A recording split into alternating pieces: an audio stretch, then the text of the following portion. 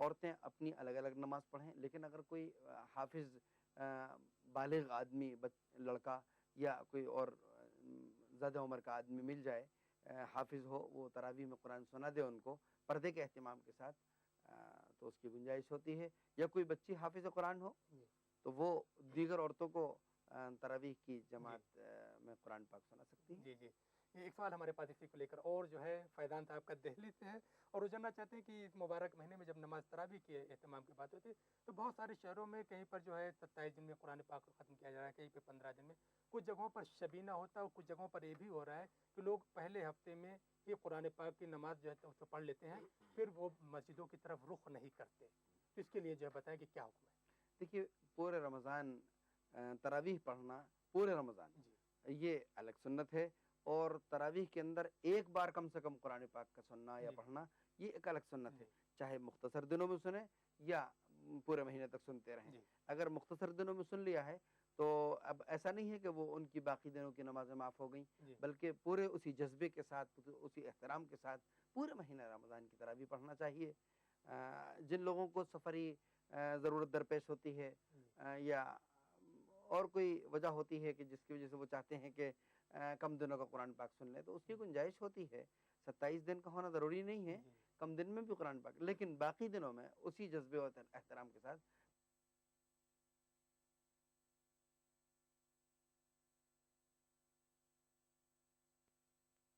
ने के लेकर क्या हुक्म है? शबीना कहते हैं रात में कुरान पाक पढ़ना। अगर रात में कुरान पाक एक हाफ़िज़ या चंद हाफ़िज़ अगर पढ़ें और उसकी आदाब तिलावत और आदाब समाअत का लिहाज़ रखा जाए, जी, जी। सुनने की भी आदाब है कुरान पाक के। जी। ऐसा नहीं कि हाफ़िज़ साहब पढ़ रहे हैं और बाकी लोग अपने गप्पों के अंदर मशगूल हैं, बातें कर रहे हैं, बल्कि पूरे तवज्जो के साथ, यकसुई के साथ उस कुरान जी, पाक को सुन रहे हों, आदाब समाअत के साथ, जी, तो इसकी गुंजाइश होती है। जी, लेकिन अगर ऐसा ना हो, तो जी, फिर नेकी बर्बाद, गुनाह लाज़िम भी हो सकता जी, है। जी। जी, इसी से मुताल्लिक एक सवाल और आया है राजा साहब का भोपाल से और वो जानना चाहते हैं कि अपने शहर में या कहीं और भी वो जाते हैं, उन्होंने देखा होगा कि जब हमारा इमाम जो है नियत बाँधता है तरावी की और लंबी आयतें उसमें पढ़ता है, तो बहुत सारे लोग जो है चाय-पानी करते रहते हैं और जब वो कहता है अल्लाहू अकबर, तो पीछे से दौड़ते हुए आते हैं और उसमें खड़े हो जाते हैं। तो क्या ऐसी चीज़ें नमाज़ उनकी जायज़ है? नहीं, नमाज़ तो उनकी हो जाती है, हुँ। लेकिन ये आदाब कुरान नमाज़ को बरकरार नहीं रखा जा रहा आदाब है। नमाज़ और आदाब समात के खिलाफ है ये बात। जी, जी। जब कुरान पाक पढ़ा जा रहा हो, जब इमाम साहब अल्लाहु अकबर कहें, तो उसी वक़्त बिल्कुल शुरू में नियत जी, बाँधें, उसी वक़्त से मुक्तदी हज़रात को भी नियत बाँधना चाहिए और जब वो उनका सलाम फिरे, तो मुक्तदियों का सलाम फिरे। ऐसा ना हो कि जब इमाम साहब तवील क़िरात कर रहे हैं, तो वो अपने बैठे पीछे चाय-पान के जी, अंदर मशगूल हों, बातों में मशगूल हों जी, और जब इमाम साहब रुकू में जाने लगें या चले जाएँ, जी, उसके बाद नियत बाँध कर इमाम साहब के साथ शरीक हो जाएँ। ऐसा करने से नमाज़ तो हो जाएगी, जी, इसलिए कि हदीस में आता है कि जिस आदमी ने इमाम को रुकू में पा लिया, जी, उसने रकत को पा लिया। जी। तो वो रकत मिल गई उसको, नमाज़ तो हो गई। लेकिन कुरान पाक के साथ जो उसके मज़ाक हुआ, सुनने के जो खिलवाड़ आदाब हुआ, हैं। जी, जो बहुत बड़े गुनाह की बात है, जी। उससे उसको तौबा वाजिब जी, है। जी। नाज़रीन हमारे पास बेशुमार सवालात आ रहे हैं और हमें चाहते हैं कि आपके तमाम सवालों का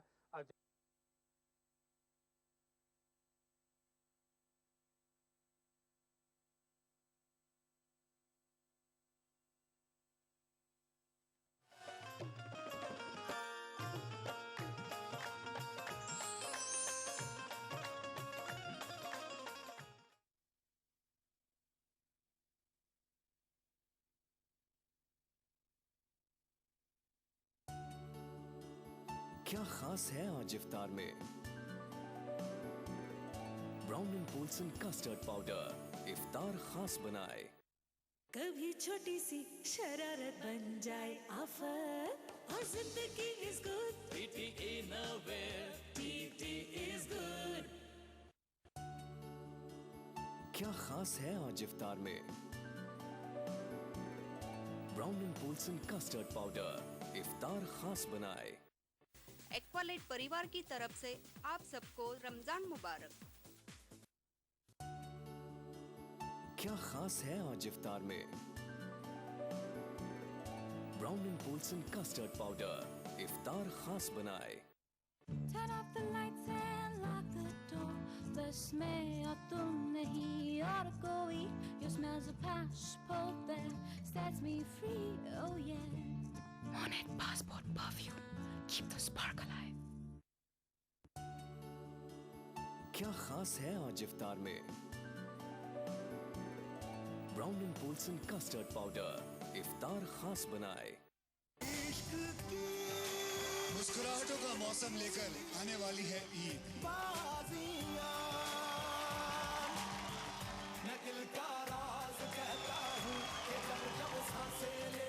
अगर आप नहीं आए तो ये ईद बुरा मान जाएगी। जश्न ईद रविवार 11 अगस्त शाम 7 बजे सिर्फ कलर्स पर। क्या खास है आज इफ्तार में? Brown and Polson custard powder इफ्तार खास बनाए। अब 6 प्रकार के स्वादिष्ट प्रिया पापड़ का मजा लीजिए। क्या खास है आज इफ्तार में? Brown and Polson custard powder इफ्तार खास बनाए। अब 6 प्रकार के स्वादिष्ट प्रिया पापड़ का मजा लीजिए। क्या खास है आज इफ्तार में? Brown and Polson custard powder इफ्तार खास बनाए। अब 6 प्रकार के स्वादिष्ट प्रिया पापड़ का मजा लीजिए। क्या खास है आज इफ्तार में? Brown and Polson custard powder इफ्तार खास बनाए। राजस्थान ये नया नया राजस्थान, राजस्थान ये नया नया राजस्थान। हे हो गया परम राज्य में जननी और शिशु की रक्षा, नई सुविधा नई नीतियां लाई सबको सुलभ चिकित्सा। सबके लिए स्वास्थ्य सुविधाएं सुलभ हो, इसके लिए राज्य सरकार ने मुख्यमंत्री बीपीएल जीवन रक्षा कोष योजना के तहत 1 करोड़ 36 लाख मरीजों को 141 करोड़ रुपए की निशुल्क चिकित्सा सुविधा उपलब्ध करवाई गई। साथ ही इस बार की बजट घोषणा में हृदय, कैंसर एवं किडनी रोग के इलाज के लिए चिन्हित निजी अस्पतालों में इलाज करवाने पर 1 लाख रुपए तक की सहायता राशि का किया प्रावधान। धन्वंतरी एम्बुलेंस योजना के तहत अब तक लगभग 21 लाख से अधिक लोगों को और 6 लाख से अधिक प्रसूताओं को आपातकालीन परिवहन सेवाएं पहुंचाई। आम जन को मिली है राहत, बढ़ा मान सम्मान। राजस्थान ये नया नया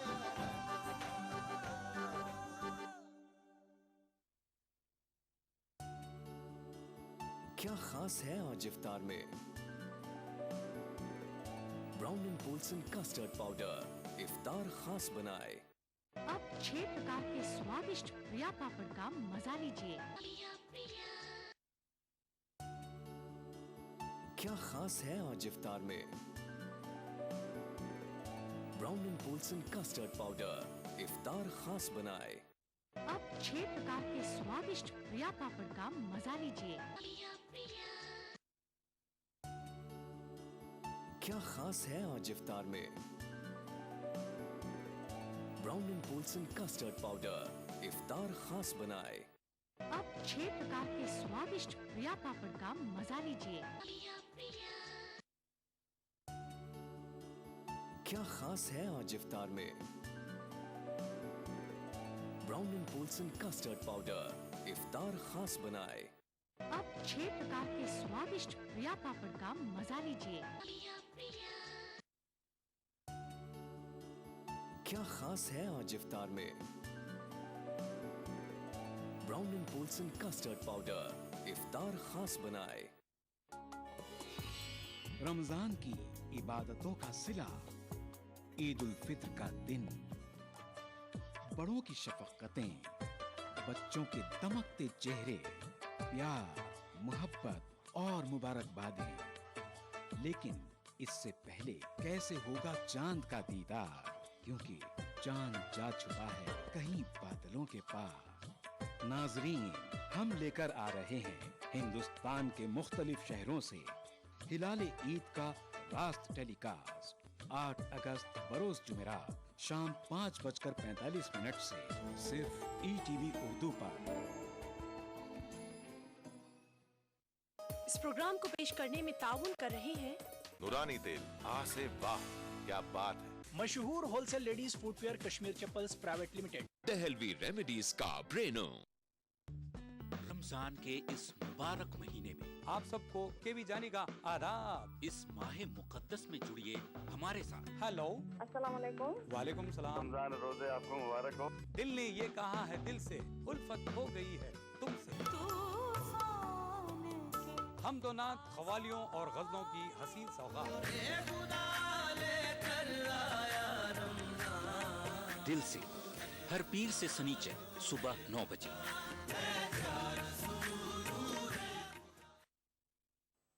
हाँ जी, स्टैंड पाक से ले लें फिर।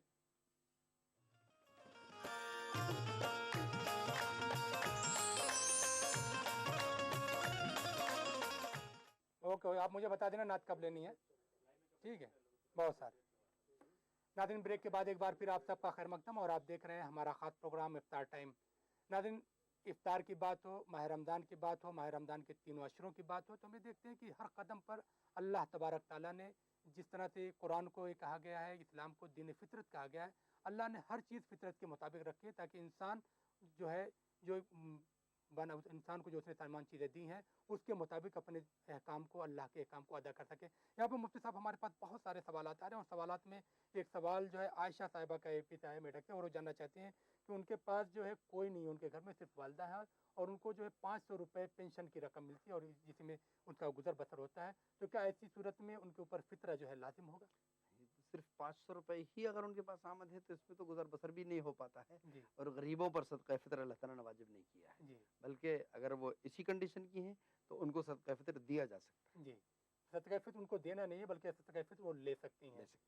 यहाँ पे एक सवाल हमारे पास और आया मोहम्मद फारूक साहब का राजस्थान से, और वो जानना चाहते हैं कि फितरे की रकम जो उनके पास थी, जो उनको देना था वो उन्होंने दिया, लेकिन उसके बावजूद भी कुछ रकम बच गई है, तो ऐसे में क्या किसी बच्चे को दे सकते हैं या गरीब आदमी के बच्चे को दिया जा सकता है। गरीब आदमी को देना है या उसके गरीब आदमी के बच्चे को देना है तो उसे बाकी फितरे की रकम अदा हो जाएगी। लेकिन जहाँ पर वो है वहाँ पर इस तरह का कोई नहीं है जिसको दिया जा सके, तो फिर वो क्या करे उस रकम को? जहाँ इसका मसरफ हो दूसरी जगहों में वहाँ पर पहुँचा दें, उसको अपने पास रखें, बाद में दिया जा सकता है। बाद में दिया जा सकता है, अगर कोई मसरफ नहीं मिल रहा है तो बाद में भी दे सकते हैं जब मसरफ मिल जाए।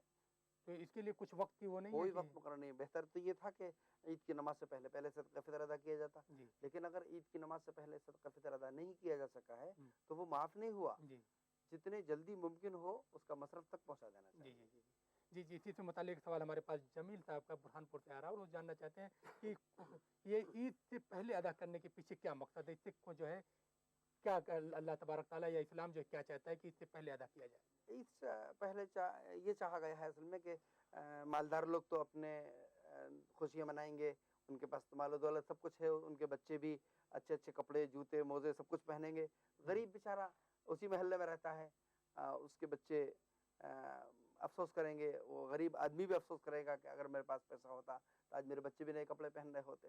तो मालदारों को ये हुक्म दिया गया कि वो सदका फितर की और ज़कात की रकम जहाँ तक मुमकिन हो जल्द से जल्द अदा कर दें ताकि वो गरीब भी खुशी के अंदर, ईद की खुशी में बराबर के शरीक हो सके। ये मुबारक महीना अफ्तार पार्टियों का कसरत से अहतमाम होता है। उम्मत मुस्लिमा में जो है वो लोग जो अल्लाह कुरान को मानने वाले हैं वो लोग भी करते हैं और हमारे दूसरे बरादरान वतन भी अफ्तार पार्टियों का अहतमाम करते हैं।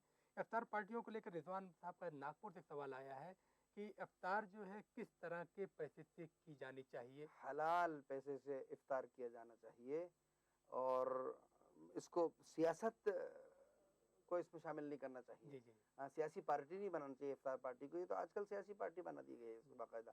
जब फला साहब भी, फला नेता साहब भी, फला साहब भी कर रहे हैं, ये अच्छी बात नहीं है। वो तो ये तो इफ्तार करना एक रोजेदार के लिए हुक्म दिया गया कि अब रोज़ा ख़त्म, अब आप खाइए पीजिए, तो उनको खाने पीने के लिए इजाज़त दी है। अब अगर कोई आदमी रोजेदार का इफ्तार कराता है तो उसको सवाब मिलता है, रोजेदार रोजे के बराबर सवाब मिलता है और रोजेदार के सवाब में कमी नहीं होती, लेकिन इखलास शर्त है, दिखावा नहीं होना चाहिए। इसी पे एक सवाल हमारे पास और लखनऊ से आया फैसल साहब का कि रोजे के लिए किन चीज़ों से इफ्तार की जानी चाहिए? क्या ऐसी कोई ख़ास चीज़ बताई गई है या इंसान के पास जो कुछ भी मौजूद है उससे वो रोज़ा इफ्तार कर सकता है? कोई भी हलाल चीज़ खाने पीने की हो उसको खाकर या पीकर रोज़ा इफ्तार किया जा सकता है, इसके लिए कोई मखसूस चीज़ नहीं है। लोगों में बहुत सी गलत चीज़ें मशहूर हैं कि सब फला चीज़ से इफ्तार करना चाहिए। पहले एक मशहूर था कि सब नमक की डल्ली से करना चाहिए, सब बेकार। और खजूर जो लोग जो है ज़रूरी दस्तरखान पे सजाते हैं, और कुछ लोगों का कहना है कि ये तो सुन्नत है, इसको ज़रूर होना चाहिए। तो मदीना मुनव्वरा के अंदर खजूरों की बहुतात है, खजूर से इफ्तार कर लेते हैं। जिनको अगर खजूर फराहम हो मैसर, आजकल तो ट्रांसपोर्ट और एक्सपोर्ट इम्पोर्ट आसान है, तो हर चीज़ फराहम हो जाती है दुनिया में। एक कोने में कहीं पाई जाती है, दूसरे कोने में मिल जाती है। तो अगर आसानी से मिल सकती हो, उसकी कुदरत के अंदर हो खरीदना, तो खरीद कर उससे इफ्तार कर ले। ज़रूरी नहीं है कि खजूर ही हो या फला चीज़ हो, पानी से भी इफ्तार हो सकता है। एक सवाल इसी से मुतालिक और आया हमारे पास, भोपाल से विजय साहब का सवाल है, और वो जानना चाहते हैं कि क्या मैं अपने जो है मुस्लिम दोस्तों के लिए इफ्तार पार्टी का एहतमाम कर सकता हूँ? उनके लिए तो हुक्म ये है कि वो अल्लाह ताला का जो कि वहदानियत का जो हुक्म है वो उसके कायल हों, यानी वो अल्लाह ताला को एक माने और जो इस्लाम लाने का जो तरीक़ा है वो उसको कबूल करें। रोज़ा रखना या रोज़ा खुलवाना उनके लिए इसका हुक्म नहीं है। अगर वो करेंगे तो उनको सवाब ईमान की शर्त ना होने की वजह से नहीं मिलेगा। जी, इसी पे जिस तरह से आपने कहा कि ईमान की शर्त, यहाँ से एक सवाल और भोपाल से हमारे सामने आया।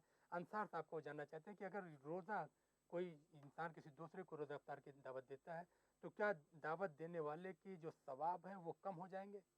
नहीं नहीं, जिसने दावत दी हो उसको भी सवाब मिलेगा, और जिसने दावत कबूल की है और रोज़ा रखा है उसको भी सवाब मिलेगा। इफ्तार कराने वालों को रोज़ेदारों के बराबर सवाब मिलता है। जितने रोज़ेदारों को इफ्तार कराएंगे बशर्ते कि वो साहिब ईमान हो, तो उनको रोज़ेदारों के अजर के बराबर अजर मिलेगा, और रोज़ेदारों के अजर में कोई कमी नहीं है। जी, इसी से मुतालिक सवाल और हमारे पास नागपुर से आ रहा है, और नागपुर से वो जो है फ़हीम साहब वो जानना चाहते हैं। उनका ये कहना है कि कुरान में या अगर हम हदीस नबी की बात करें सल्लल्लाहु अलैहि वसल्लम की, तो उसमें इफ्तार के लिए सही हुक्म क्या है, किस वक्त इफ्तार करनी चाहिए? क्योंकि लोगों के अलग अलग चीज़ें जो इसमें देखने को मिलती है समाज में। क्या मतलब किस वक्त करना चाहिए? इफ्तार के वक्त का कहीं पे ऐलान होता है, कहीं पे कुछ होता है, कहीं पे सूरज गुरूब होने के बाद कर लिया जाता है। असल तो ये है कि जब सूरज गुरूब हो जाए, सूरज गुरूब हो जाए तो रोज़ा इफ्तार कर लेना चाहिए। अब जाहिर बात है कि दुनिया के अंदर किसी जगह किसी वक्त सूरज गुरूब होता है, किसी जगह किसी वक्त में होता है। जब सूरज गुरूब होगा, जब रोज़ा इफ्तार का टाइम हो जाएगा, उस वक्त रोज़ा इफ्तार करना है। जी जी जी जी।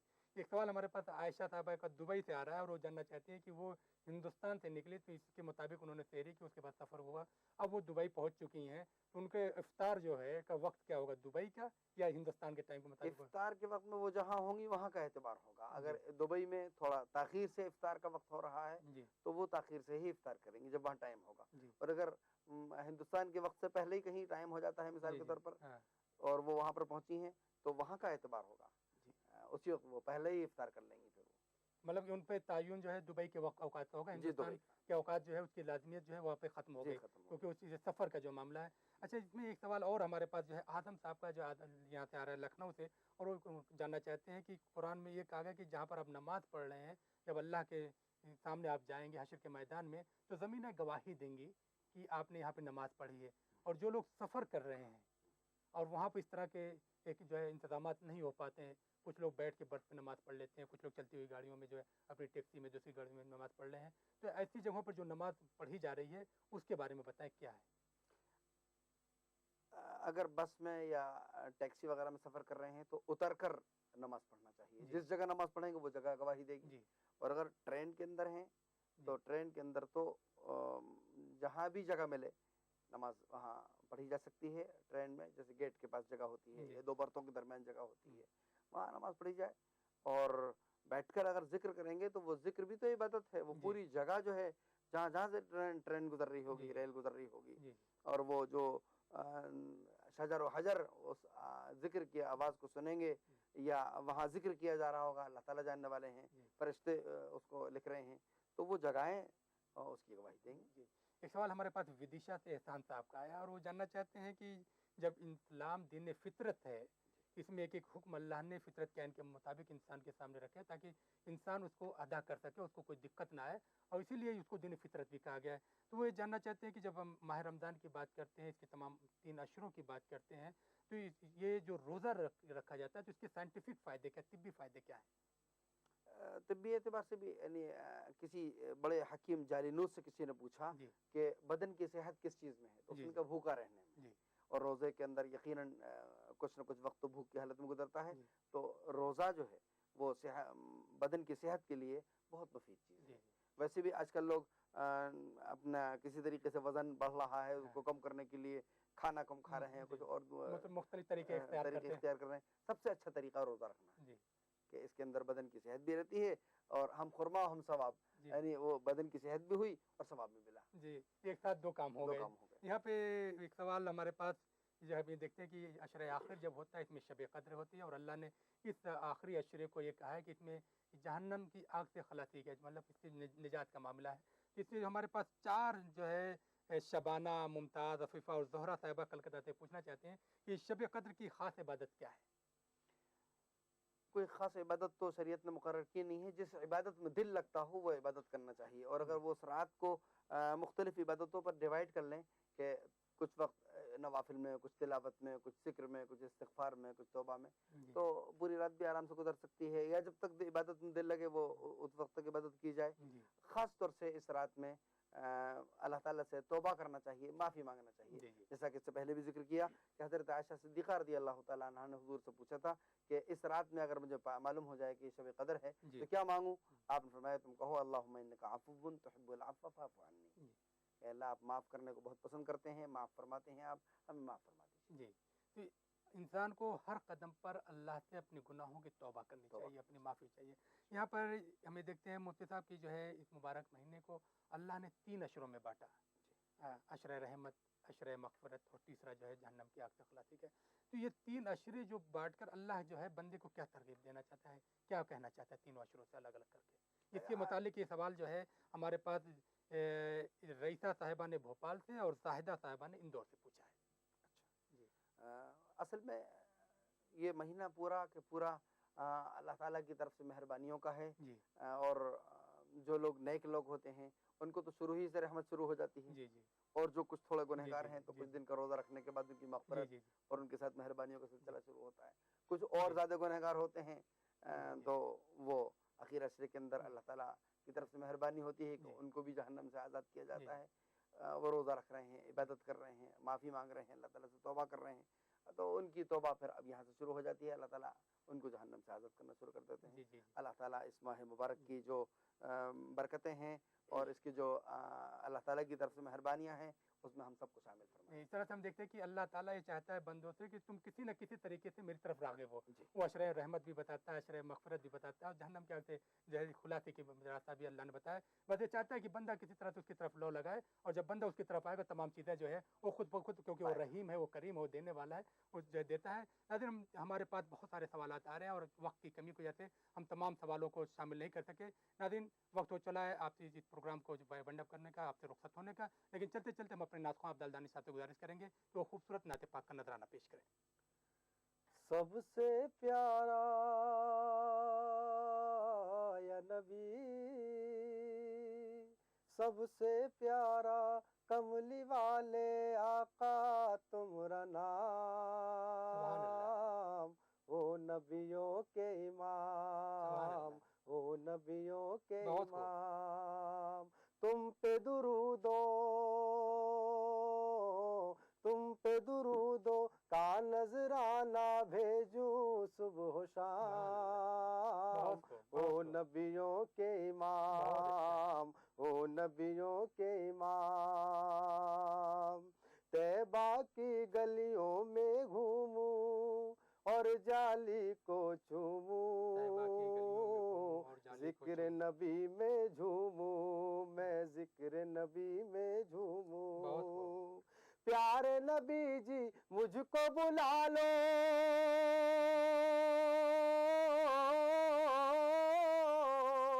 प्यारे नबी जी मुझको बुला लो, मैं हूँ तुम्हारा गुलाम, ओ नबियों के इमाम, ओ नबियों के इमाम। राह चले तो राह चले तो अब्र का टुकड़ा सर पर डाले साया है, रब ने करम फरमाया है, ये रब ने करम फरमाया है। राह चले तो अब्र का टुकड़ा सर पर डाले साया है, रब ने करम फरमाया है, ये रब ने करम फरमाया है। मोहर नबूवत वाले आका,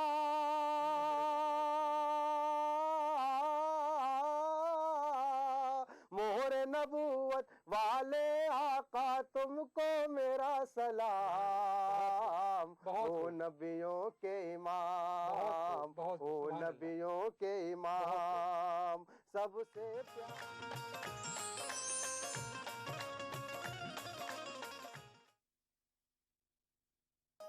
इस प्रोग्राम को पेश करने में ताउन किया सहेली the designer wear, Lal Bazaar, Doli Chowki. Brown and Polson custard powder इफ्तार खास बनाए।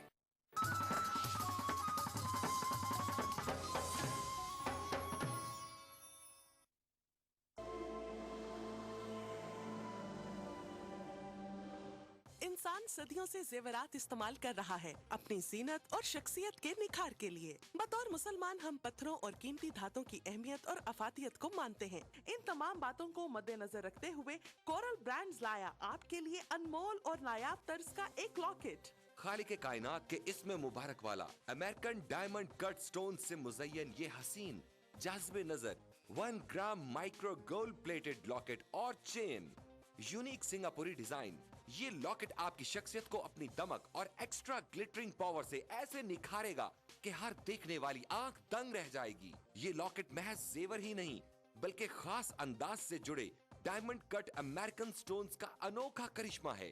कोई आम सा आर्टिफिशियल सेट भी खरीदें तो भी 2 से 3 हजार तो खर्च हो ही जाएंगे, मगर इस 1 ग्राम माइक्रो गोल्ड प्लेटेड चेन और इसमें रब के लॉकेट का हदिया है महज 2499 रुपए। जी हाँ, अपनी खूबसूरती और कम कीमत की वजह से तेजी से मकबूल होने वाले इस लॉकेट और चेन का हदिया है सिर्फ और सिर्फ 2499 रुपए। मिलने मिलाने के लिए भारी भरकम जेवरात न सही मगर हल्की फुल्की ज्वेलरी तो लाजमी है। इस्लाम वैसे भी सिनफे नाजुक के सजने संवरने को पसंद करता है और अगर अपना हार सिंगार अल्लाह के बाबरकत नाम से करें तो फिर तो सुभान अल्लाह। हर दिल को खींच लेने वाला, नजरों को लुभाने वाला, निगाहों में बस जाने वाला ये अनमोल लॉकेट स्क्रीन पर दिखाए जाने वाले किसी भी नंबर पर कॉल मिलाकर अभी ऑर्डर करें और घर बैठे इस रहमतों और बरकतों भरे लॉकेट को हासिल करें।